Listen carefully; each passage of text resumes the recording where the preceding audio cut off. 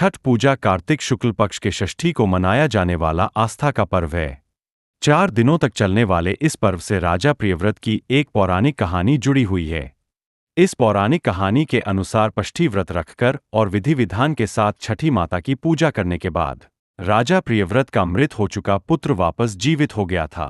रामायण और महाभारत में भी छठ पूजा से जुड़ी कहानियां मिलती है।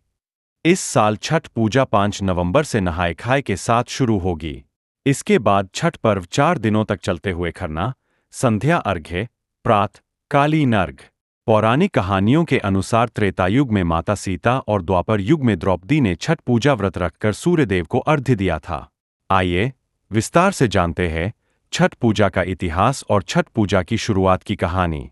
राजा प्रियव्रत के घर में मृत संतान का हुआ जन्म। पौराणिक कथा के अनुसार राजा प्रियव्रत बहुत दुखी थे क्योंकि उनके कोई संतान नहीं थी। उन्होंने महर्षि कश्यप को अपनी समस्या बताई। महर्षि कश्यप ने उन्हें पुत्रेष्टि यज्ञ कराने की सलाह दी। यज्ञ के दौरान आहुति के लिए बनाई गई खीर रानी मालिनी को खाने को दी कि तभी ब्रह्मा जी की मानस पुत्री देवी षष्ठी प्रकट हुईं। देवी ने राजा से कहा, मैं सृष्टि की मूल प्रवृत्ति के छठे अंश से उत्पन्न हुई हूं, इसलिए मेरा नाम षष्ठी है। तुम मेरी पूजा करो और लोगों में इसका प्रचार प्रसार करो। कार्तिक मास की शुक्ल पक्ष की षष्ठी को रखा जाने लगा व्रत। देवी षष्ठी के कहने पर राजा प्रियव्रत ने कार्तिक मास के शुक्ल पक्ष की षष्ठी तिथि को विधि विधान से उनका व्रत किया।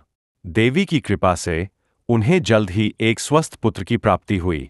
राजा ने पुत्र को पुनः प्राप्त करने के बाद नगरवासियों को षष्ठी देवी का प्रताप बताया। तब से षष्ठी देवी की आराधना और उनके व्रत की शुरुआत हुई। त्रेता युग में माता सीता और द्वापर युग में द्रौपदी ने भी रखा था छठ का व्रत। रामायण की कहानी के अनुसार जब रावण का वध करके राम जी, देवी सीता और लक्ष्मण जी के साथ अयोध्या वापस लौटे थे, तो माता सीता ने कार्तिक मास की शुक्ल पक्ष की षष्ठी को व्रत रखकर कुल की सुख शांति के लिए षष्ठी देवी और सूर्यदेव की आराधना की थी। इसके अलावा द्वापर युग में द्रौपदी ने भी अपने पतियों की रक्षा और खोया हुआ राजपाट वापस पाने के लिए षष्ठी का व्रत रखा था।